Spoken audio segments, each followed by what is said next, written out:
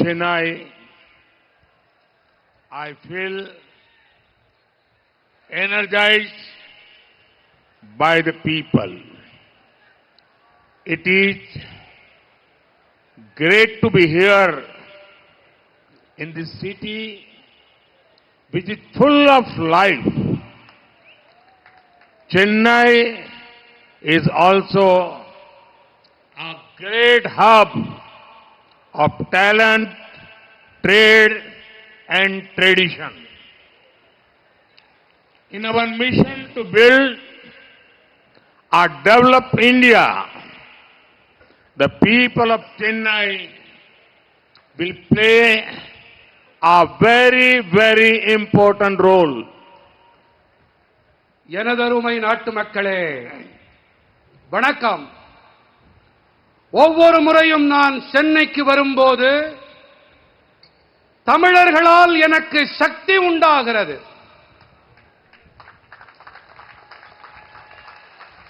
உயிர்ப்பும் துடிப்பும் நிரம்பி இருக்கும் இந்த நகரத்திற்கு வருவது மிக அருமையாக இருக்கிறது.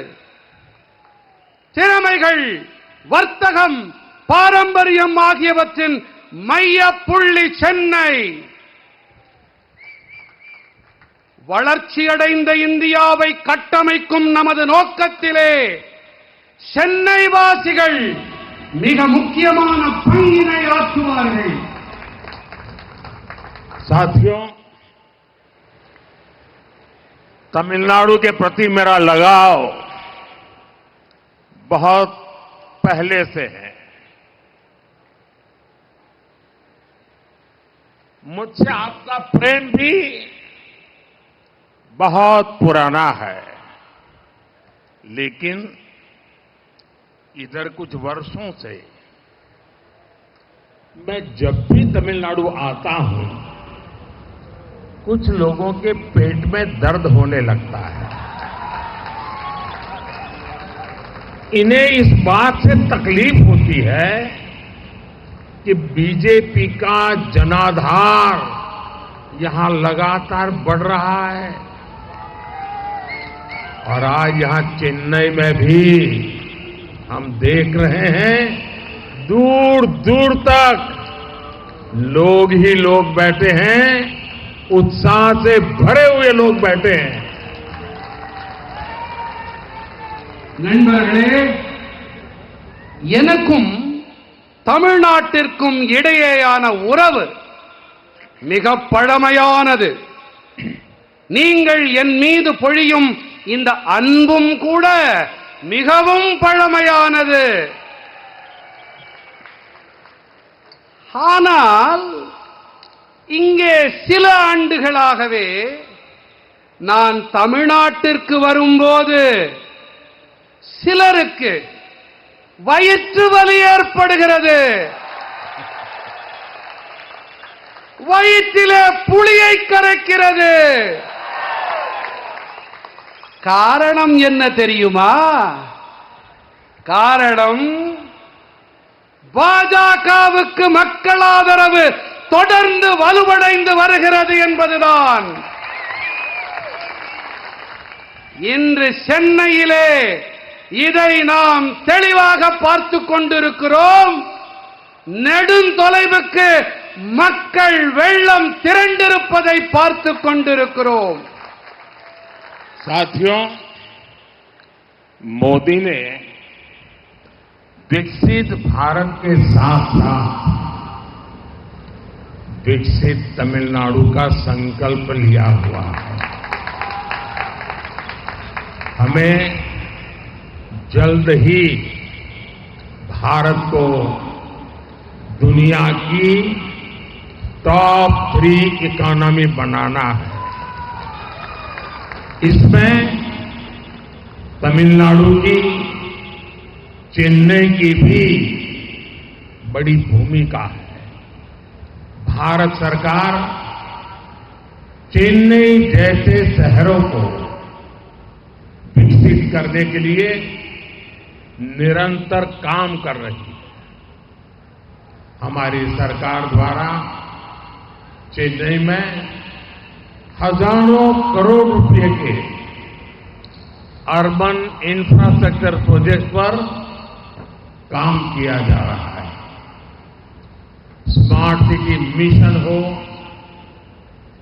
पीने के पानी और सीवेज मैनेजमेंट के लिए अमृत स्कीम हो, चेन्नई मेट्रो और चेन्नई एयरपोर्ट प्रोजेक्ट हो, हमने ऐसे कई प्रोजेक्ट्स को आगे बढ़ाया है जिससे यहां ईज ऑफ लिविंग बढ़े। चेन्नई पोर्ट से मदुरवायल के बीच कॉरिडोर बनाने के लिए भी हजारों करोड़ रुपए खर्च किए जा रहे हैं। நண்பர்களே, மோடி வளர்ச்சியடைந்த பாரதத்தோடு கூடவே வளர்ச்சியடைந்த தமிழ்நாட்டிற்கான உறுதிப்பாட்டையும் மேற்கொண்டிருக்கிறேன். நாம் மிக விரைவாக பாரதத்தை உலகின் 3 தலை சிறந்த பொருளாதாரங்களில் ஒன்றாக ஆக்க வேண்டும். இதிலே தமிழ்நாட்டின் சென்னையின் பங்களிப்பு மிகப்பெரியது. பாரத அரசு சென்னை போன்ற நகரங்களின் வளர்ச்சிக்காக தொடர்ந்து பணியாற்றி வருகிறது.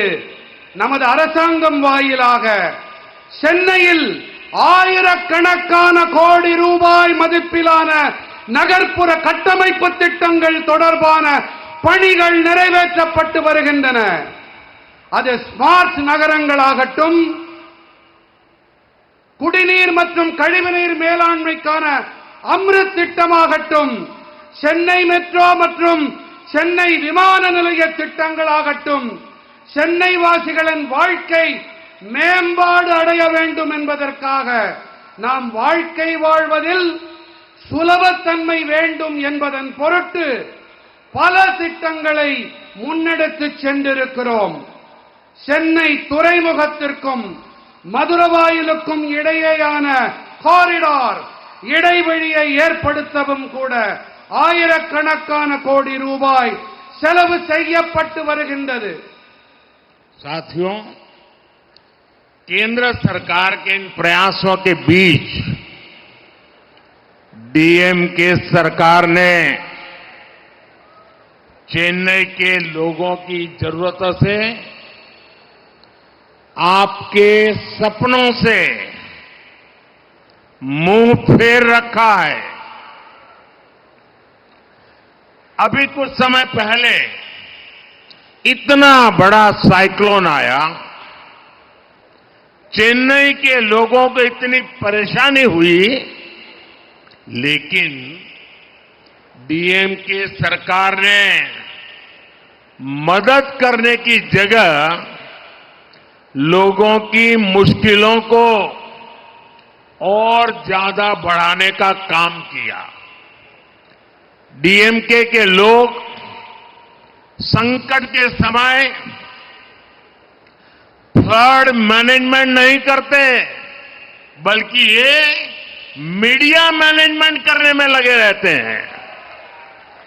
लोगों के घरों में पानी भरा हुआ था, लेकिन ये लोग मीडिया से कह रहे थे कि सब ठीक हो गया है। इसी से पता चलता है कि डीएमके सरकार को जनता के सुख दुख से, आपके सुख दुख से कोई मतलब नहीं है। நண்பர்களே, ஒருபுறம் மத்திய அரசு தமிழ்நாடு மற்றும் சென்னையின் எதிர்காலத்திற்காக பணியாற்றி வருகிறது. ஆனால் மறுபுறத்திலோ மாநிலத்தில் அதிகாரத்தில் இருக்கும் திராவிட முன்னேற்றக் கழக அரசு சென்னை வாசிகளின் தேவைகளை, அவர்களின் கனவுகளை கண்டுகொள்ளவே இல்லை. சில காலம் முன்புதான் மிகப்பெரிய புயல் வந்தது. சென்னை வாழ் மக்களுக்கு ஏகப்பட்ட துயரம் உண்டானது. உண்டாச்சா? அங்கே இந்த குரலே வரல. நான் சொல்றது சரியா? இன்னும் சத்தமா தில்லி கோட்டை வரைக்கும் கேட்கணும். புயல்னால இங்க வெள்ளப்பெருக்குனால கஷ்டம் உண்டாச்சு. ஆனால் திமுக அரசாங்கம் அவதிப்படும் மக்களுக்கு உதவிக்கரம் நீட்டுவதற்கு பதிலாக அவர்களுடைய துயரத்தை மேலும் மேலும் அதிகப்படுத்தும் வேலையை செய்திருக்கிறது. திமுகவை சேர்ந்தவர்கள் பெருவெள்ள பெருந்துயர் காலத்திலே வெள்ள மேலாண்மையை செய்வதில்லை. மாறாக என்ன செய்கிறார்கள்? ஊடக மேலாண்மையை செய்கிறார்கள். ஊடகங்களை சரிகட்டுகிறார்கள். சரியா? மக்களின் வீடுகளுக்குள்ளே வெள்ள நீர் நிரம்பிவிட்டது. ஆனால் இவர்கள் ஊடகங்களிலே என்ன சொல்லுகிறார்கள்? பாலும் தேனும் ஓடுகிறதாம், வெள்ள நீர் ஓடவே இல்லை என்கிறார்கள். திமுக அரசாங்கத்திற்கு மக்களின் துக்கங்கள், துயரங்கள் பற்றியெல்லாம் சுத்தமாக அக்கறை இல்லை, கவலை இல்லை. தமிழ் மக்களே, உங்களை பற்றியும் கவலை இல்லை, தமிழ்நாட்டை பற்றியும் அக்கறை இல்லை என்பதுதான் இதிலிருந்து நன்கு தெரிய வருகிறது. साथियों, बीजेपी की केंद्र सरकार संवेदनशील है और गरीब की चिंता करने वाली सरकार है। कोरोना महामारी में हमने सबसे पहले गरीबों के लिए मुफ्त राशन की चिंता की। जब देश ने अपनी वैक्सीन बनाई तो हमने तय किया कि हर व्यक्ति को मुफ्त में वैक्सीन मिले। तमिलनाडु तो एमएसएमई सेक्टर का लीडर स्टेट है। हमारी एमएसएमई को नुकसान न हो, इसके लिए हमारी सरकार ने तमिलनाडु की लाखों एमएसएमईज को हजारों करोड़ रुपए का क्रेडिट भी दिलाया। நண்பர்களே, பாஜகவின் மத்திய அரசு புரிந்துணர்வு உடைய அரசாங்கம், ஏழைகளின் நலனையே கருத்தில் கொண்டு செயல்படும் மக்கள் அரசாங்கம். கொரோனா பெருந்தொற்றின் போது நாம் முதன்மையாக ஏழைகளுக்கு இலவச ரேஷன் பொருட்களை வழங்க ஏழைகள் நலனில் அக்கறை கொண்ட நமது அரசு ஏற்பாடு செய்தது. தேசம் தனக்கென சொந்தமாக ஒரு தடுப்பூசியை உருவாக்கிய போது அனைவருக்கும் இந்த தடுப்பூசி இலவசமாக கிடைக்க வேண்டும் என்று ஏழைகள் நலனில் அக்கறை கொண்ட நமது அரசாங்கம் தீர்மானம் செய்தது. தமிழ்நாடு சிறு குறு நடுத்தர தொழில்கள் துறையில் முன்னணி மாநிலம் என்பது நம் அனைவருக்கும் தெரியும். நமது சிறு குறு நடுத்தர தொழில்களுக்கு எந்த பாதிப்பும் ஏற்பட்டுவிடக் கூடாது என்பதற்காகவே நமது அரசாங்கம் தமிழ்நாட்டின் லட்சக்கணக்கான சிறு குறு நடுத்தர தொழில்களுக்கு ஆயிரக்கணக்கான கோடி ரூபாய்க்கும் அதிகமாக கடன் வசதி அளித்தது. साथियों, बीजेपी की केंद्र सरकार तमिलनाडु के विकास के लिए प्रतिबद्ध है। इसके लिए भारत सरकार अनेक योजनाओं का पैसा सीधे यहां के लाभार्थियों को भेज रही है। डीएमके को दिक्कत इसी बात से है कि लाखों करोड़ रुपए का ये लाभ सीधे तमिलनाडु के लोगों के अकाउंट में पहुंच रहा है। आज टॉयलेट्स, गैस कनेक्शन, नल से जल कनेक्शन, फ्री हेल्थ इंश्योरेंस, सड़क, रेल, हाईवे, पोर्ट, सब पर काम हो रहा है। लाखों करोड़ रुपयों के इन विकास कार्यों को लूटने में डीएमके के लोगों को मुश्किल आ रही है। इस बात से यहां की एक फैमिली बहुत परेशान है। इसलिए ये डीएमके के लोग सोच रहे हैं कि अगर पैसे नहीं तो कम से कम इन कामों का क्रेडिट ही खा सके, लेकिन उसमें भी उन्हें सफलता नहीं मिल रही।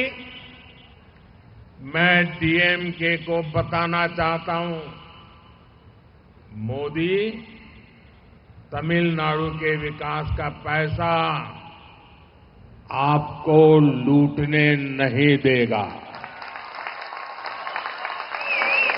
और जो पैसा आपने लूटा है वो वसूल कर वापस तमिलनाडु के लोगों पर खर्च किया जाएगा। ये मोदी की गारंटी है। இது மோடியின் கேரண்டி। நண்பர்களே, பாஜகவின் மத்திய அரசு தமிழ்நாட்டின் வளர்ச்சிக்காகவும் முன்னேற்றத்திற்காகவும் கச்சை கட்டிக்கொண்டு பணியாற்றி வருகின்றது. இதன் பொருட்டு பாரத அரசு பல திட்டங்களின் தொகையை நேரடியாக இங்கே பயனாளிகளுக்கு அனுப்பிவிடுகிறது. லட்சக்கணக்கான கோடி ரூபாய் ஆதாயங்கள் இப்போது நேரடியாக மக்களின் வங்கி கணக்குகளை சென்றடைகின்றன என்பதுதான் திமுகவிற்கு மிகப்பெரிய வருத்தம். சரியா? இன்று கழிப்பறைகளாகட்டும், எரிவாயு இணைப்பாகட்டும், குழாய் வழி குடிநீர் இணைப்பாகட்டும், ரயில் வழிகள், சாலைகள், இலவச ஆயுள் காப்பீடுகளாகட்டும், நெடுஞ்சாலைகள், துறைமுகங்கள் என அனைத்து துறைகளிலும் பணிகள் நடந்தேறி வருகின்றன. இந்த வளர்ச்சி திட்டங்களின் லட்சக்கணக்கான கோடி ரூபாயை கொள்ளையடிக்க முடியாமல் இருக்கிறதே என்பதுதான் திமுகவினருக்கு இருக்கும் பெரும் சிக்கல். இந்த விஷயத்தில் ஒரு குடும்பம் மொத்தமுமே பயங்கர எரிச்சலில் இருக்கிறது.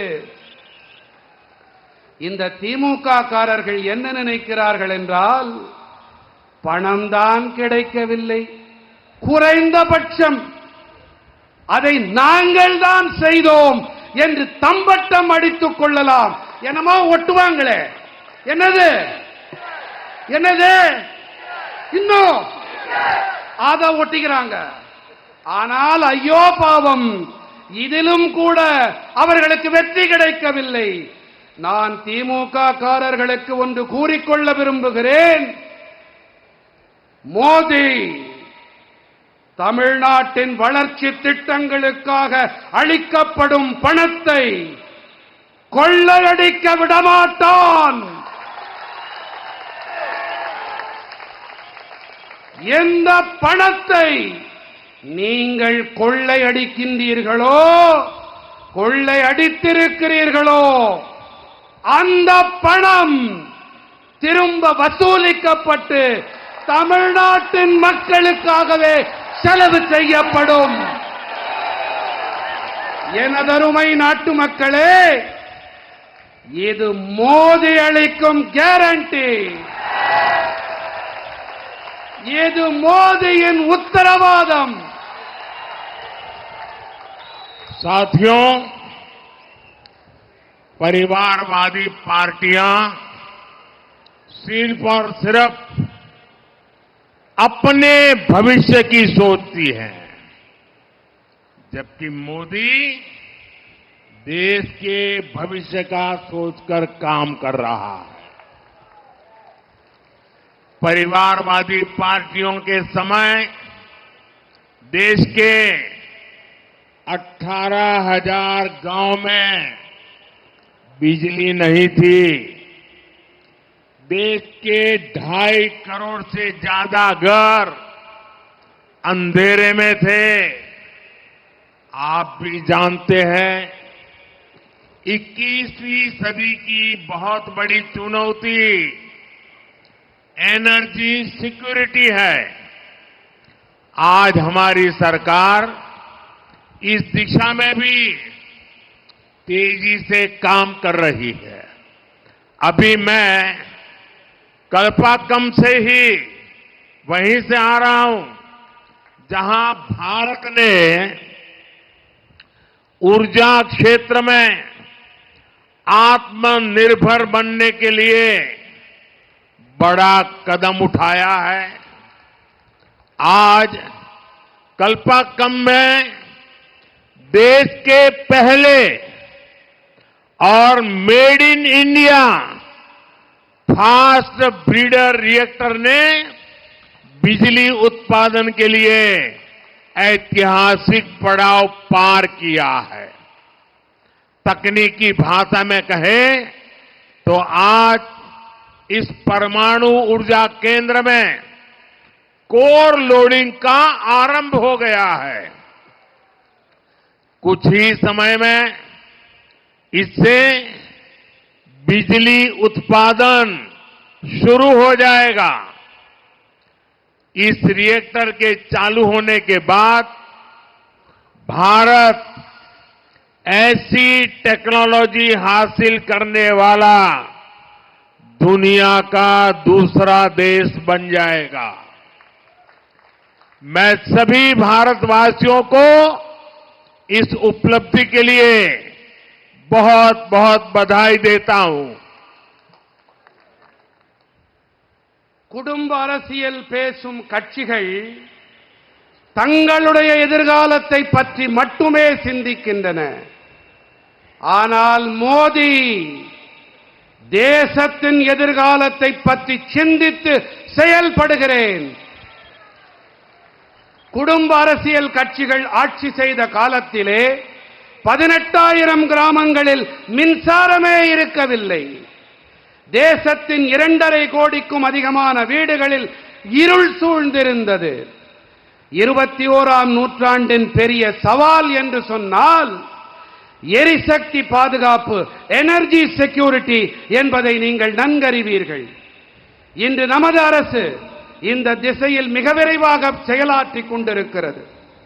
நான் இப்போதுதான் கல்பாக்கத்திலிருந்து வருகிறேன்.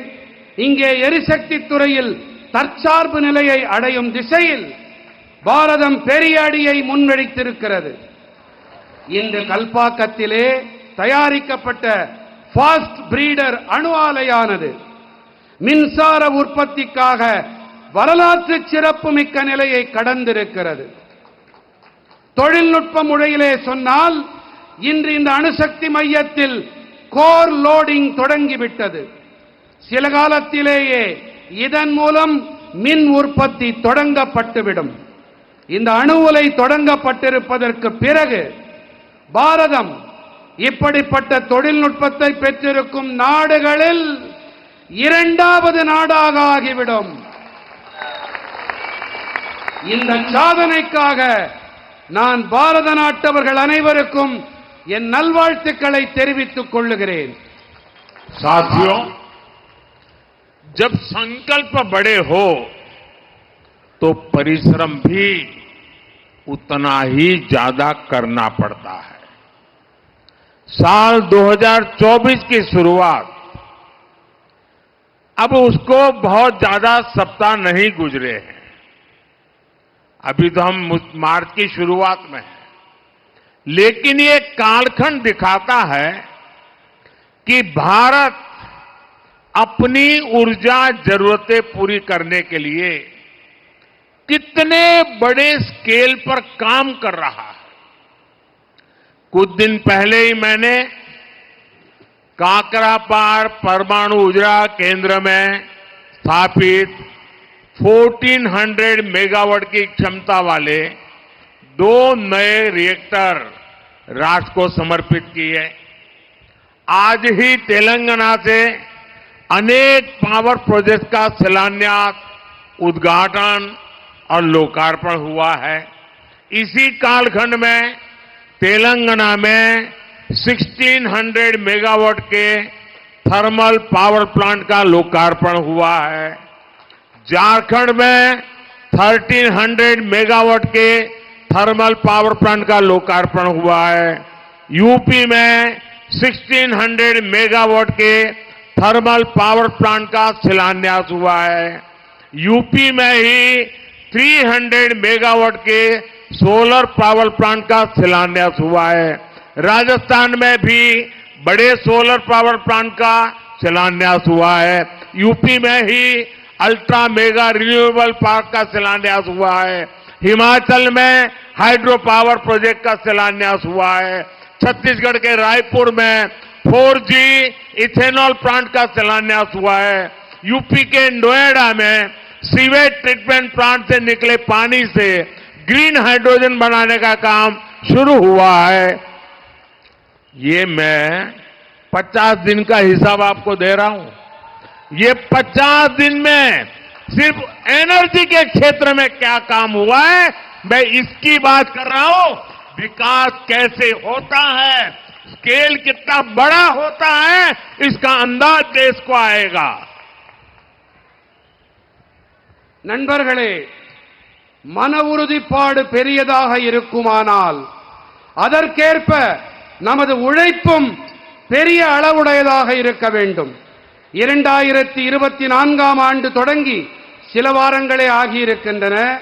ஆனால் இந்த காலகட்டத்தில் பாரதம் தனது எரிசக்தி தேவைகளை நிறைவு செய்து கொள்வதில் பெரிய வீச்சில் செயல்பட்டு வருகிறது.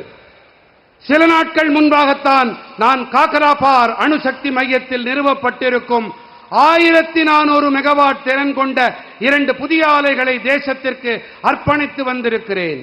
இன்றுதான் தெலங்கானாவின் பல ஆற்றல் திட்டங்களுக்கான அடிக்கல் நாட்டப்பட்டன, திறந்து வைத்து மக்களுக்கு அர்ப்பணிக்கப்பட்டிருக்கின்றன. தெலங்கானாவில் 1600 மெகாவாட் அனல் மின் நிலையம் நாட்டிற்கு அர்ப்பணிக்கப்பட்டிருக்கிறது. ஜார்க்கண்டில் 1300 மெகாவாட் திறன் கொண்ட அனல் மின் நிலையத்திற்கு அடிக்கல் நாட்டப்பட்டிருக்கிறது. இதே ஊபியில் 300 மெகாவாட் திறன் கொண்ட சூரிய சக்தி ஆலைக்கும் அடிக்கல் நாட்டப்பட்டிருக்கிறது. உத்தரப்பிரதேசத்திலே 1600 மெகாவாட் திறன் கொண்ட அனல் மின் நிலையத்திற்கு அடிக்கல் நாட்டப்பட்டிருக்கிறது. ராஜஸ்தானத்திலும் கூட பெரிய சூரிய சக்தி ஆலைகளுக்கும் அடிக்கல் நாட்டப்பட்டிருக்கின்றன. ஊபியில் மிகப்பெரிய புதுப்பிக்கவல்ல எரிசக்தி பூங்காவிற்கு அடிக்கல் நாட்டப்பட்டிருக்கிறது. இமாச்சல பிரதேசத்தில் புனல் மின் நிலையத்தின் திட்டத்திற்கும் அடிக்கல் நாட்டு விழா நடந்தேறி இருக்கிறது. சத்தீஸ்கடிலே ராய்ப்பூரிலே 4G எத்தனால் ஆலைக்கு அடிக்கல் நாட்டப்பட்டிருக்கிறது. ஊபியிலே நொய்டாவிலே கழிவுநீர் சுத்திகரிப்பு ஆலையிலிருந்து வெளியேறும் நீர் மூலம் பசுமை ஹைட்ரஜன் தயாரிக்கும் பணி தொடங்கப்பட்டிருக்கிறது. இது கடந்த சில நாட்களில் செய்யப்பட்டிருக்கும் அடிக்கல் நாட்டு விழா திறப்பு விழாவுக்கான பட்டியலை மட்டுமே உங்களுக்கு அளித்திருக்கிறேன். साथियों, आप जरा एक बात मैं कहने जा रहा हूं, ध्यान से सुनिए। चेन्नई के लोग भी सुने, तमिलनाडु के लोग भी सुने और देश के लोग भी सुने। कुछ दिन पहले तमिलनाडु में ही देश के पहले green hydrogen fuel cell vessel को लॉन्च किया गया था। यूपी के मेरठ सिंभावली ट्रांसमिशन लाइन्स का उद्घाटन इसी दौरान हुआ है। कर्नाटक के कोप्पल में विंड एनर्जी जोन से ट्रांसमिशन लाइन्स का उद्घाटन भी किया गया है।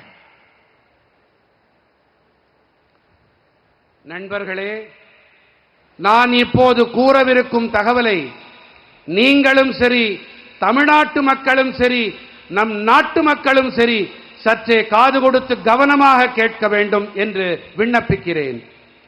சில நாட்கள் முன்பாகத்தான் தமிழ்நாட்டிலே பசுமை ஹைட்ரஜன் எரிபொருள் வாயிலாக இயங்கும் கலன் தொடங்கப்பட்டது. ஊபியிலே மேரட் சிம்பாவலி டிரான்ஸ்மிஷன் லைன்கள் கூட இந்த காலகட்டத்திலேதான் தொடங்கப்பட்டிருக்கின்றன. साथियों, जो एक महत्वपूर्ण बात मैं कहना चाहता हूं, भारत सरकार द्वारा 1 करोड़ परिवारों को मुफ्त बिजली, ये आपके लिए है, चेन्नई के लिए है, तमिलनाडु के लिए है, देश के लिए है, विशेष करके मध्यम वर्ग के लिए मुफ्त बिजली, जीरो बिल मुफ्त बिजली देने वाली पीएम सूर्यघर मुफ्त बिजली योजना भी शुरू की गई है. इस योजना पर सरकार 75,000 करोड़ रुपए खर्च करने जा रही है. बिजली से जुड़े ऐसे अनेक प्रोजेक्ट्स भारत को बिजली सेक्टर में आत्मनिर्भर बनाएंगे और इसमें तमिलनाडु की बहुत बड़ी भूमिका रहेगी.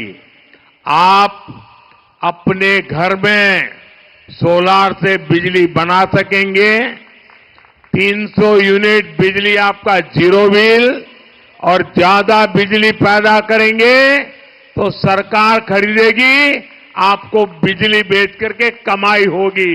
हर परिवार की बिजली खुद की होगी, बिजली बेचकर कमाई भी होगी. நண்பர்களே, பாரத அரசு வாயிலாக 1 கோடி குடும்பங்களுக்கு இலவச மின்சாரம் அளிக்கும் PM சூரியகர், சூரிய வீடுகள், இலவச மின்சாரம் வழங்கும் திட்டமும் தொடங்கப்பட்டிருக்கிறது. உங்களுக்கு மின்சாரத்துக்கான கட்டணம் இருக்காது. உங்க வீட்டில நீங்க இந்த கருவிகளை பொருத்தினா மட்டும் போதும். உங்களுக்கு கிடைக்கக்கூடிய மின்சாரம் இலவசமா இருக்கும். உபரி மின்சாரம் அதை அரசாங்கம் வாங்கிக்கும். சந்தோஷமா இல்லையா? இருக்கா? சொல்லுங்க, சொன்னா தானே தெரியும். இந்த திட்டத்திற்கு 75,000 கோடி ரூபாய் செலவு செய்யப்பட இருக்கிறது. மின்சாரத்தோடு இணைந்த இத்தகைய பல திட்டங்கள் பாரதத்தை மின்சக்தி துறையில் தன்னிறைவு உடையவனவாக ஆக்கும். இவற்றிலெல்லாம் தமிழ்நாட்டிற்கு மிகப்பெரிய பங்களிப்பிருக்கும். 0 கட்டணம் இலவச மின்சாரம், 0 கட்டணம். ஒரு முறை சொல்லுங்க, 0 கட்டணம் இலவச மின்சாரம். साथियों, ये आप डीएमके वालों को भली भांति जानते हैं और कांग्रेस को भी आप अच्छी तरह जानते हो. ये दोनों लोग है कैसे, और उनके जैसे और भी है. ये डीएमके और कांग्रेस जैसी पार्टियां कहती हैं, उनका मोटो है फैमिली फर्स्ट और मोदी कहता है नेशन फर्स्ट. इसलिए अब इंडी गठबंधन के लोगों ने मुझे गाली देने का नया फॉर्मूला निकाला है. ये लोग कहने लगे हैं कि मोदी का तो कोई परिवार ही नहीं है. मतलब जिनको परिवार है उनको भ्रष्टाचार करने का लाइसेंस मिल जाता है क्या? क्या जिनको परिवार है उनको सत्ता परिवार के लोगों के लिए हड़प करने का लाइसेंस मिल जाता है क्या? मेरे प्यारे देशवासियों, मेरे प्यारे परिवारजनों,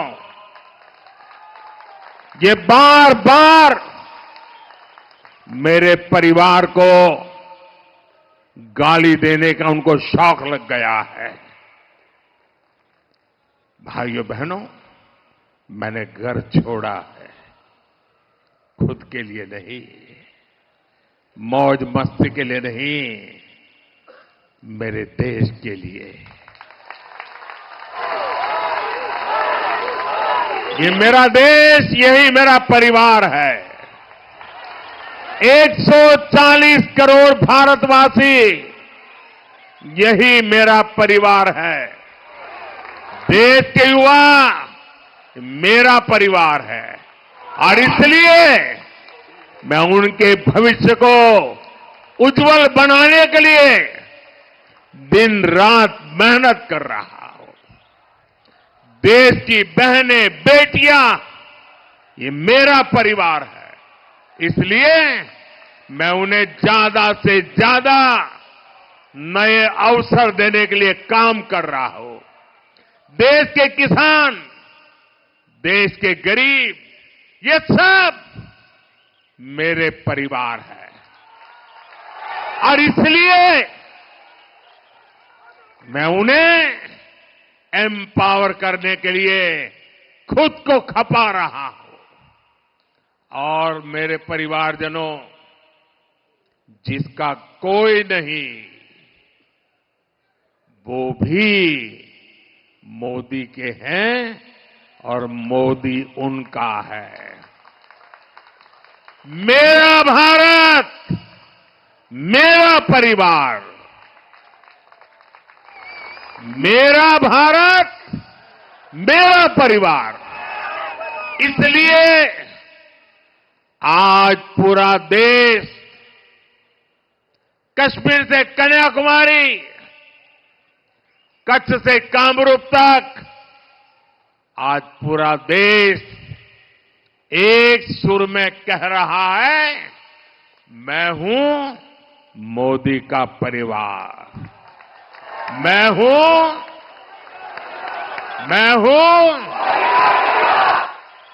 नान दान मोदीयन कुडुंबम, नान दान, नान दान, नान दान, नान दान।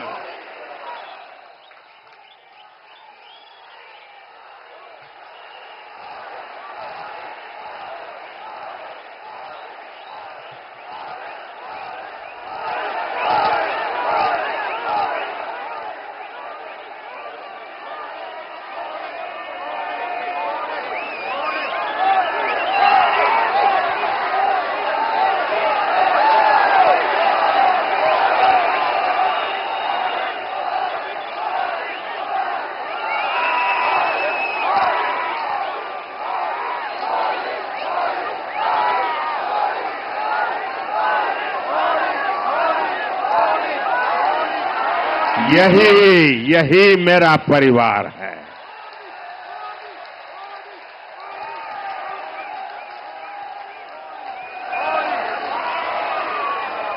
என் மனம் நிறை குடும்ப சொந்தங்களே,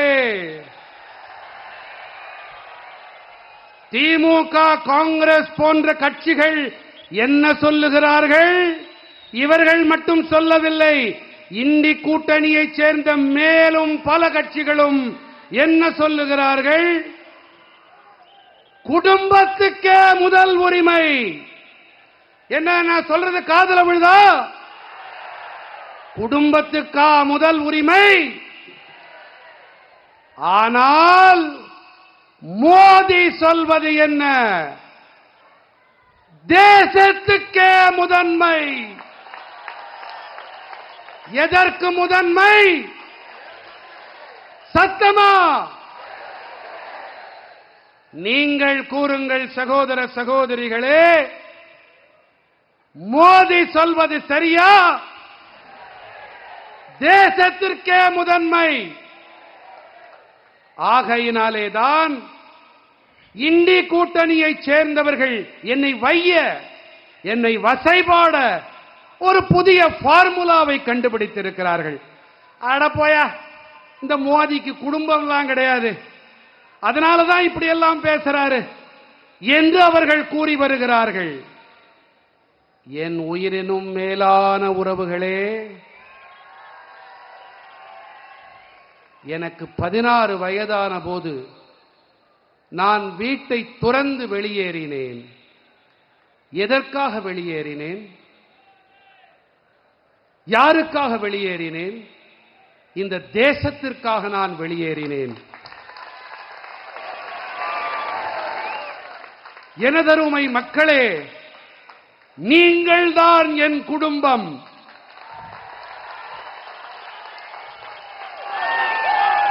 பாரத நாட்டின் மக்கள்தான் என்னுடைய குடும்பத்தார். தேசத்தின் இளைஞர்கள் என் குடும்பத்து மக்கள். ஆகையால் தான் அவர்களின் எதிர்காலத்தை மேலும் ஒளிமயமானதாக ஆக்க நான் இரவு பகலாக கடுமையாக உழைத்து வருகிறேன். என் சொந்தங்களே, இந்த தேசத்தின் தாய்மார்கள், சகோதரிகள் என் குடும்பத்தைச் சேர்ந்தவர்கள் என்பதால் தான் மேலும் மேலும் புதிய சந்தர்ப்பங்களை, புதிய வாய்ப்புகளை உருவாக்க வேண்டி நான் பணியாற்றி வருகிறேன். தேசத்தின் விவசாயிகள், தேசத்தின் ஏழை பாழைகள் தாம் என் குடும்ப சொந்தங்கள்.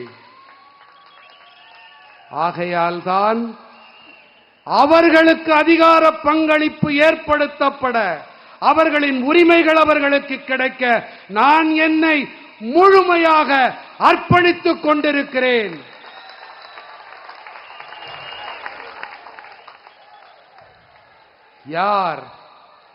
யாருமே இல்லாதவர்களோ, யார் நிராதரவாக இருக்கிறார்களோ, யார் அனாதைகளோ, யாருக்கு யாருமே இல்லையோ, அவர்களும் இந்த மோதியைச் சேர்ந்தவர்கள்தான். மோதி அவர்களுக்கு சொந்தமானவன். என்னுடைய பாரதம், என்னுடைய பாரதமே என்னுடைய குடும்பம். ஆகையினால்தான் இன்று தேசம் முழுவதும் ஒரே குரல் எடுத்து கூறுகிறது, நான் மோதியின் குடும்பத்தைச் சேர்ந்தவன். என்ன கூறுகிறது? இன்னொரு தடவை தில்லி செங்கோட்டை வரைக்கும் கேட்கணும். மோதியின் குடும்பம். साथियों, कांग्रेस, डीएमके और इंडी गठबंधन से जुड़ी पार्टियां भ्रष्टाचार और परिवारवाद में डूबी हुई पार्टियां हैं. उनके लिए अपना परिवार ही सब कुछ है. उनके लिए भ्रष्टाचार ही सब कुछ है. इंडी गठबंधन के भ्रष्ट नेताओं को संरक्षण देने वाले एक फैसले को आज सुप्रीम कोर्ट ने पलट दिया है. मैं इस फैसले का स्वागत करता हूं. साथियों, सुप्रीम कोर्ट के इस फैसले के बाद इंडी अलायंस में मातम छाया हुआ है. आंसू उनके सूख नहीं रहे हैं, डरे हुए हैं, कांप रहे हैं, क्योंकि इंडी अलायंस को रिश्वतखोरी के अलावा, भ्रष्टाचार के अलावा देश की व्यवस्थाओं को करप्ट करने के अलावा और कुछ भी न करना आता है, न करने का इरादा है, और न ही वो अपने परिवार के बाहर सोच सकते हैं. दशकों तक इंडी अलायंस में शामिल दलों ने लूट की राजनीति की है. आज इन्हीं लोगों की वजह से देश का युवा राजनीति से, व्यवस्थाओं से इतना चिढ़ा रहता है। आज आया सुप्रीम कोर्ट का फैसला स्वच्छ राजनीति को बढ़ावा देगा।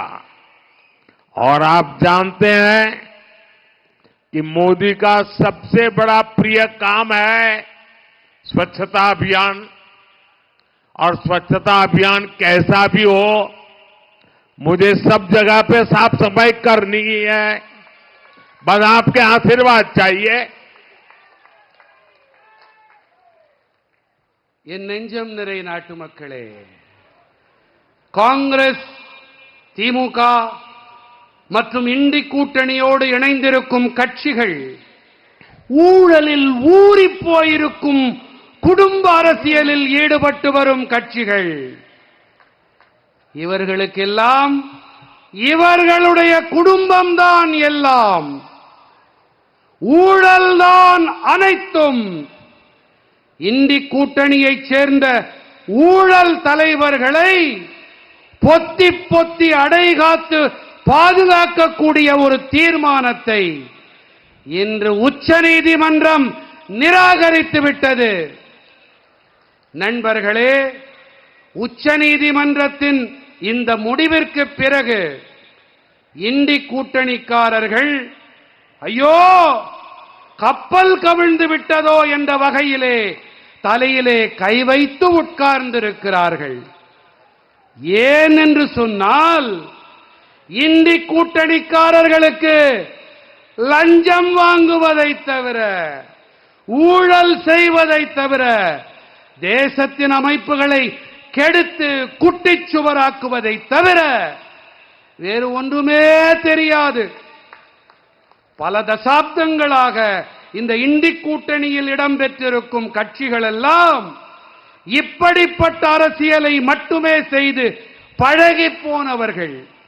இன்று இதே நபர்கள் காரணமாகத்தான் தேசத்தின் இளைஞர்கள் அரசியல் பற்றியும் அமைப்புகள் மீதும் வெறுப்படைந்திருக்கிறார்கள். இன்று வெளியாகி இருக்கும் உச்சநீதிமன்ற தீர்ப்பு தூய்மையான அரசியலுக்கு பெரும் உந்து சக்தியாக இருக்கும். என் நெஞ்சம் நிறை தமிழ் மக்களே, தூய்மை இயக்கம் என்பது அது எப்படி இருந்தாலும் சரி, அது என் நெஞ்சுக்கு மிக நெருக்கமான ஒன்று என்பதை நீங்கள் அனைவரும் நன்கு அறிவீர்கள். साथियों, परिवारवाद का एक स्वभाव है। ये परिवारवादी जो पार्टियां होती है ना, उनको परिश्रम से दूर दूर तक का कोई नाता नहीं होता है। वो मेहनत करना अपनी जिम्मेवारी मानते ही नहीं है। इसलिए परिवारवाद अपने साथ अहंकार भी लेकर आता है। और जब कोई परिवारवादी सरकार में किसी अहम पद पर आ जाता है तो उसे लगता है कि देश और देश की जनता उसकी गुलाम है। वो अपने पद की गरिमा तक भूल जाता है। आज हमने ये भी देखा है कि कैसे देश की सबसे बड़ी अदालत सुप्रीम कोर्ट ने डीएमके परिवार के एक मंत्री से सख्त सवाल किए हैं। करोड़ों लोगों की आस्था का घोर अपमान करना भी परिवारवादियों की एक निशानी है, पहचान है, आदत है। और मुझे अफसोस है कि जिन्हें अपने अहंकार में जनता की भावनाओं तक की परवाह नहीं है, वो तमिलनाडु सरकार में प्रमुख पद पर बने बैठे हैं। நண்பர்களே, குடும்ப அரசியலுக்கும் உழைப்பிற்கும் மலைக்கும் மடுவுக்கும் இடையிலான தூரம். ஆகையினாலே குடும்ப அரசியல் என்பது தன்னுடன் கூடவே அகங்காரம், மமதை, திமிர்த்தனத்தை வெளிப்படுத்துகிறது. குடும்ப அரசியல் கட்சியைச் சேர்ந்த உறுப்பினர் ஒருவர் அதிகாரத்தின் முக்கிய பதவியை பெறும்போது தேசத்தையும் தேசத்தின் மக்களையும் அடிமைகளாக கருதுகிறார்கள். தனது பதவிக்கென இருக்கும் மாட்சிமை கண்ணியத்தையும் கூட அவர்கள் மறந்து போகிறார்கள். விளையாட்டாக, என்னது விளையாட்டாக, மறுபடியும் சொல்லுங்க, விளையாட்டாக கடந்து போகிறார்கள். தேசத்தின் மிகப்பெரிய நீதிமன்றமான உயர் நீதிமன்றம் திமுக குடும்பத்தின் ஒரு அமைச்சரிடத்திலே கடுமையான வினாக்களை எழுப்பியிருக்கிறது என்பதையும் நாம் இன்று பார்த்தோம். கோடிக்கணக்கான மக்களின் நம்பிக்கையை கொச்சைப்படுத்தி காலில் போட்டு மிதித்து அவமானம் செய்வதும் கூட குடும்ப அரசியல் நடத்துபவர்களின் லட்சியம், அடையாளம். சகோதர சகோதரிகளே, தங்களுடைய அதிகாரம், அகங்காரம், மமதை காரணமாக மக்களின் உணர்வுகளை கொஞ்சம் கூட மதிக்காத ஒருவர் இன்னமும் கூட தமிழ்நாடு அரசின் முக்கிய பதவியில் இடம் பெற்றிருக்கிறார். இது கவலை அளிக்கும் விஷயம். साथियों, आज मैं एक गंभीर विषय की भी चर्चा करना चाहता हूं. मैं अपनी एक चिंता साझा करना चाहता हूं और मैं चाहता हूं कि तमिलनाडु का हर मां बाप मेरी इस चिंता को समझे.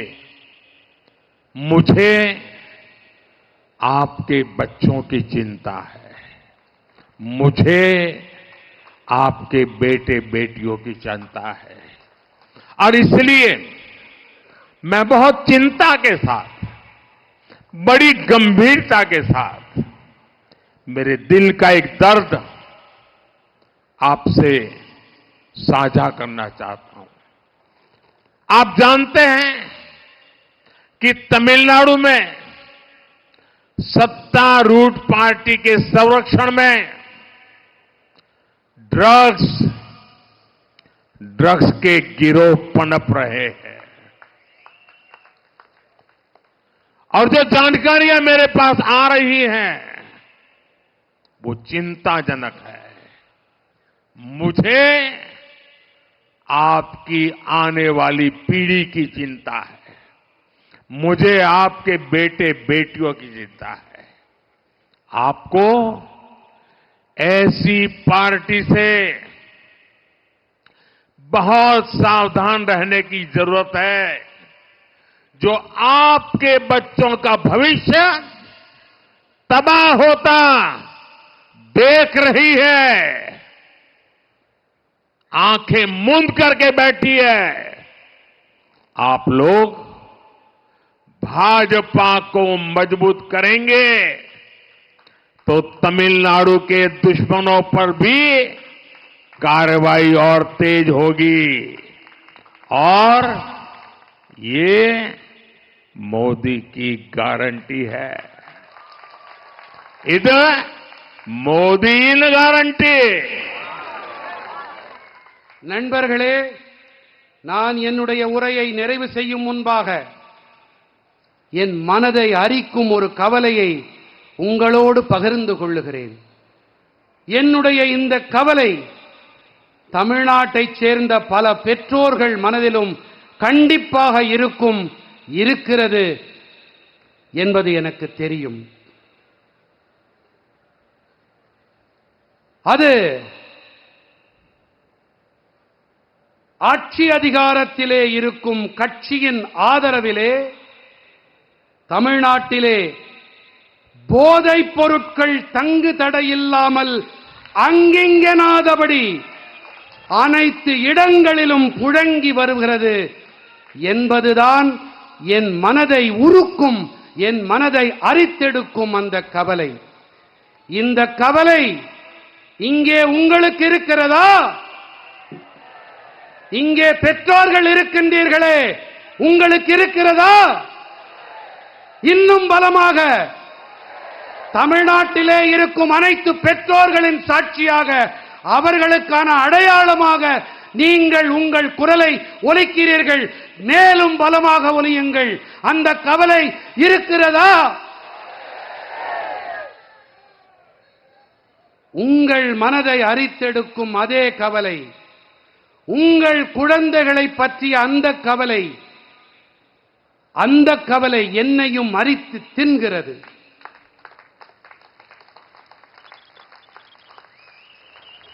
உங்கள் குழந்தைகளின் எதிர்காலத்தை அழிக்க நினைக்கும் இப்படிப்பட்ட கட்சி இது குறித்து நீங்கள் மிகவும் எச்சரிக்கையாக இருக்க வேண்டியது மிக மிக அவசியமானது.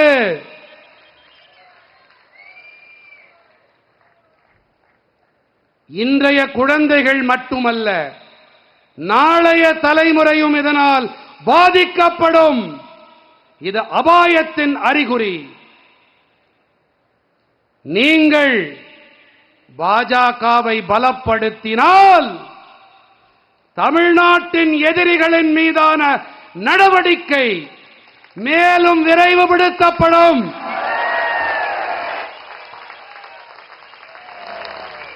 இது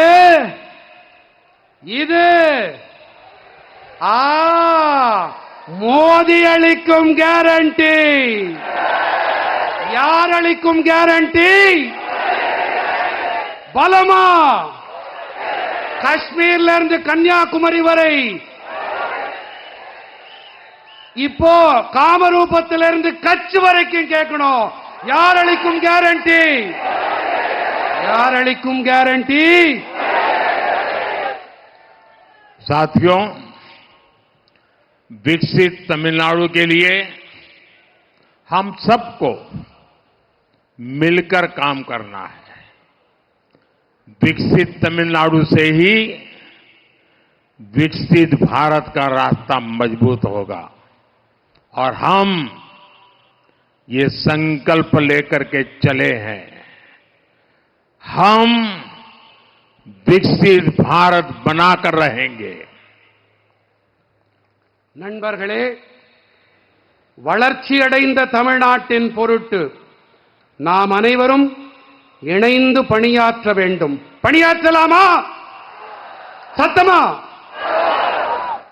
வளர்ச்சியடைந்த தமிழ்நாடு ஏற்படும் போதுதான் வளர்ச்சியடைந்த பாரதத்தின் பாதை வலுப்படும், துலக்கப்படும்.